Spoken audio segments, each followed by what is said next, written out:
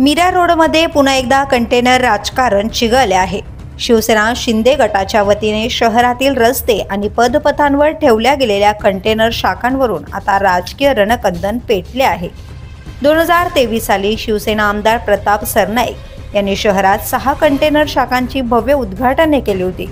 त्यानंतर अधिक काही शाखा उभारण्यात आल्या आणि त्यावरून जोरदार वादंग माजले होते। आता पुन्हा एकदा शिंदे सेनेने शहरात नवीन कंटेनर शाखा रस्त्यावर आणि पदपथांवर उभारल्याने भाजपाने तीव्र आक्षेप नोंदवलाय।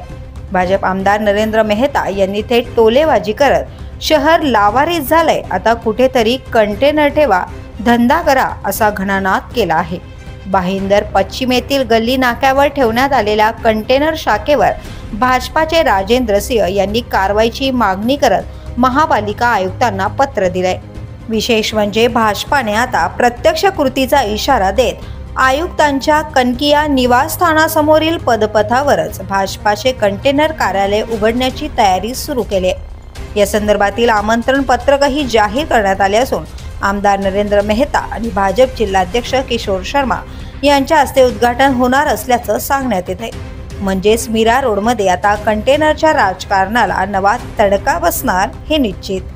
रस्ते, पदपथ आणि आता महापालिकेच्या समोरही कंटेनरचे हे सत्ता संघर्ष किती पुढे जातं हे पाहणं आता उत्सुकतेचं ठरणार आहे। The police news bureau, Mira Bhayandar.